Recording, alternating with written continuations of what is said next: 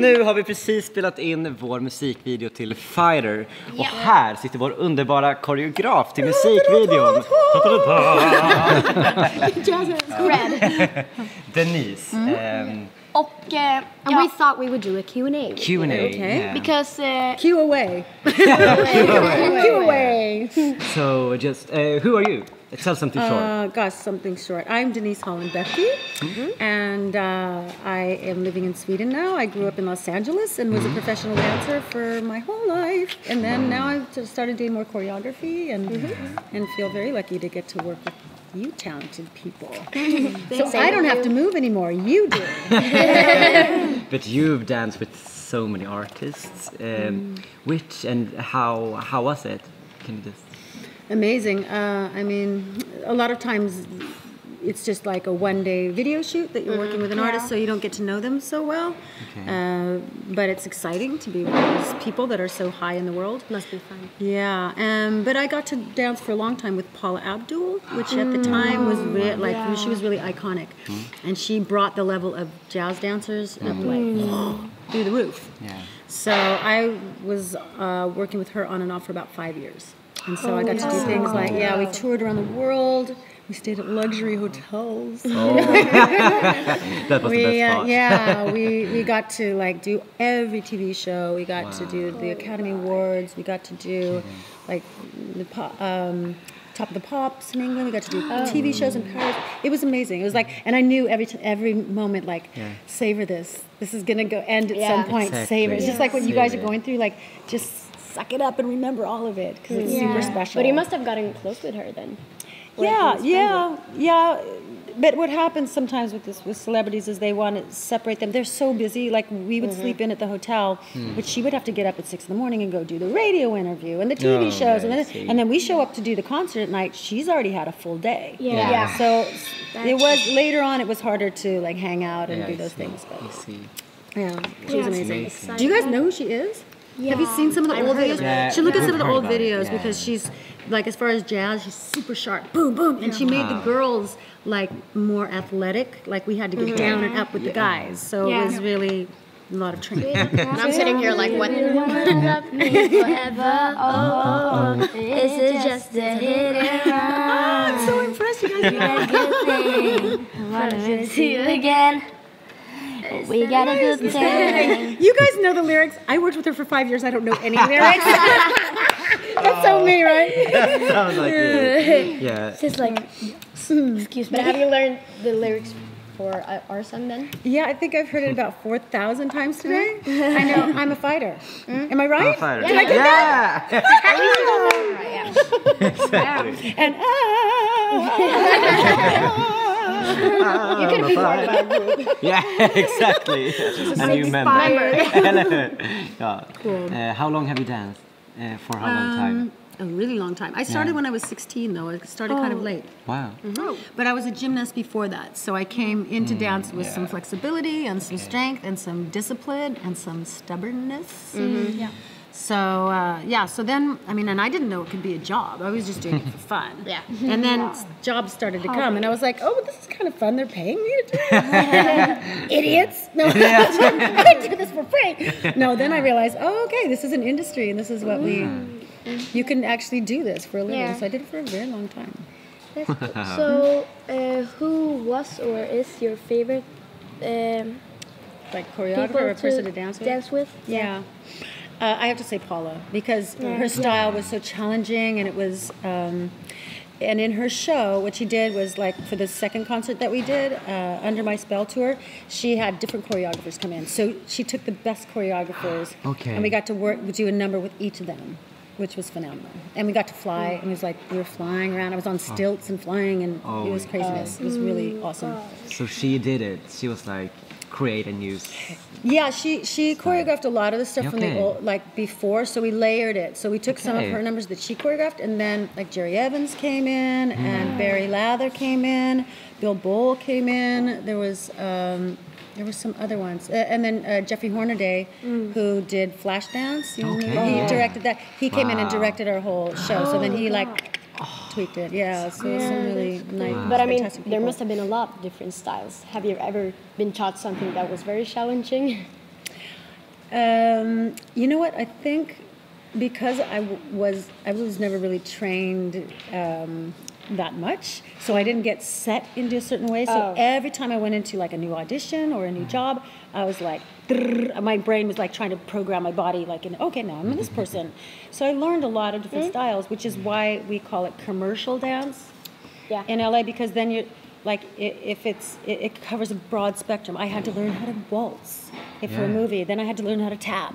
And then I had to learn how to be hip hop. And then so it was so many different things. So it was kind of, I mean, you're never great at anything, but kind of good at a lot of things. Yeah. That's so good. Which like dance style is your favorite? I would say old school jazz. Oh, I love that. Love it's kind that. of long lines and... And I'm just wondering, what's the difference between LA and Sweden? What's the thing? You know, it's hard to say because I've been here for so long now, and I don't know what the business is like now. I think it's kind of cutthroat and kind of maybe not so nice anymore. Is it? Because there's so much more competition and people are a little more...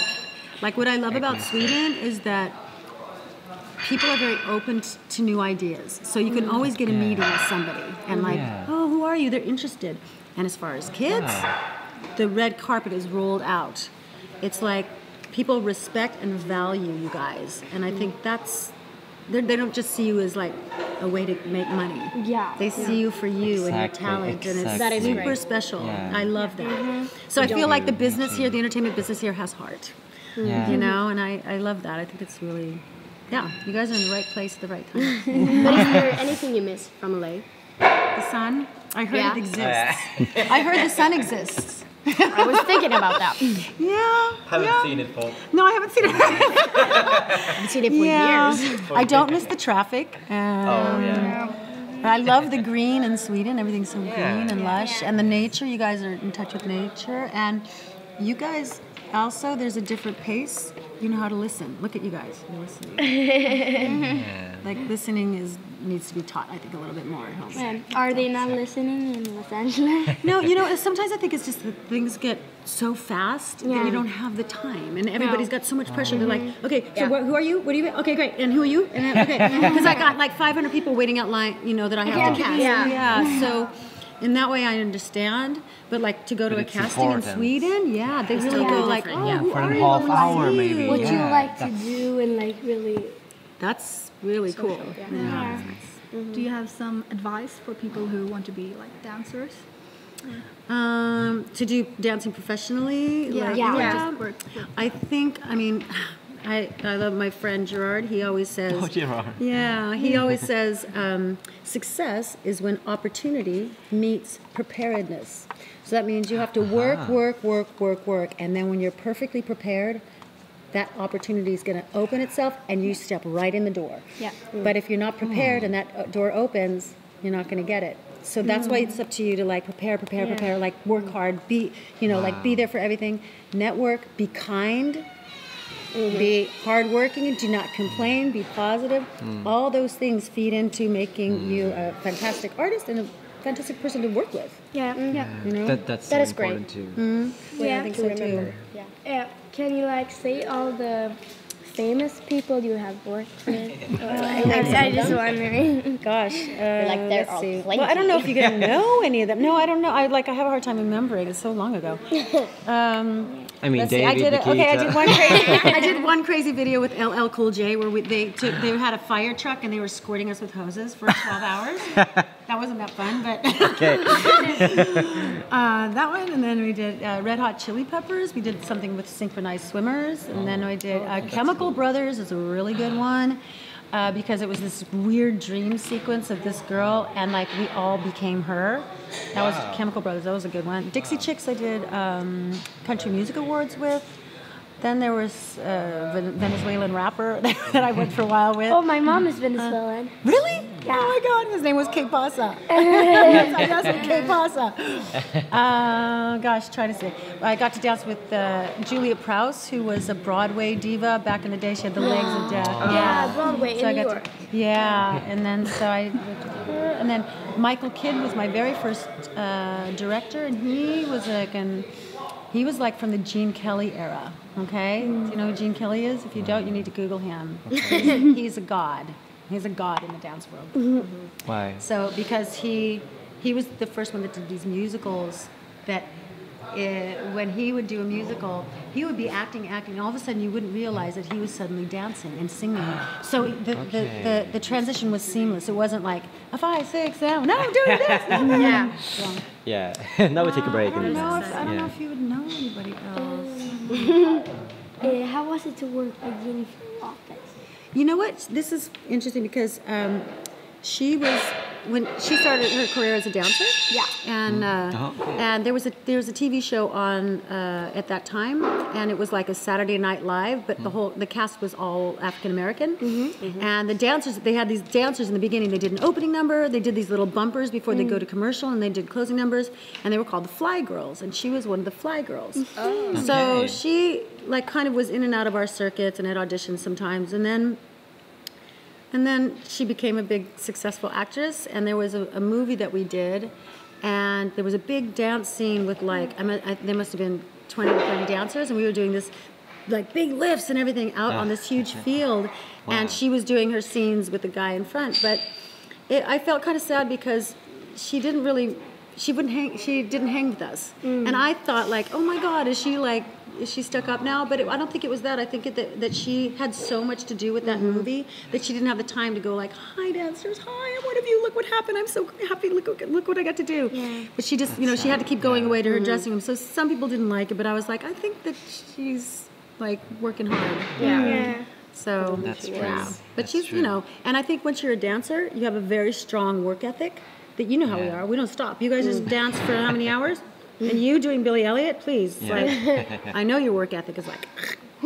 So as dancers, I think that she's probably a very hard worker. So, I'm like, from a Eurovision fan, have you ever had something to do with that TV show? Lisa Moskovsky. I did her. Remember the thing with the fabrics? Yeah, I did. 2010, right? I don't know. It was a few years ago. I don't know. But wasn't it like Why Start a Fire? Yes, exactly. Okay, I remember. Yeah, you do. Yeah. I like that song. I did too, and she was very nice. I liked her. So that was the only time I did it. Are you the Eurovision like crazy? Yeah. Crazy, okay. yeah. Oh, okay. Remembering every year. David and Carl. Really? Oh my God. And Jacob, we're like the trio that remembers every year. You should have like a TV show. website or a TV show or a blog or something like, you could just type in and you would have all the data. But every year when Eurovision comes up, we're like getting points to all the songs and we're like discussing what we think. Oh my gosh. Okay, so who's going to win this year? I think probably Benjamin. Yeah, because I heard his song is so great. Yeah, you know that. Sigrid, what's her name? Ban. She was like in the Let's Dance, and like Samir and Victor. So they like practice in my dance school, Lasse Kühlers. So I heard like all their songs and stuff. Wow. And how does it sound? I can see it now. Okay. What is your favorite song from Eurovision? Oh my gosh, I can't really answer that. No, well, your eyes like a phoenix. Honestly, I didn't even see it last year. Oh, you're kidding. He's gonna hurt me. He's gonna hurt you. So thank you, Denise, for doing this video and for doing this Q&A. Thank you so much. You're welcome. Thanks for being so quick and easy and fun. Och tack alla ni som har kollat. Ja, verkligen. Och håll utkik efter videon. Ja, den kommer snart. Hej då.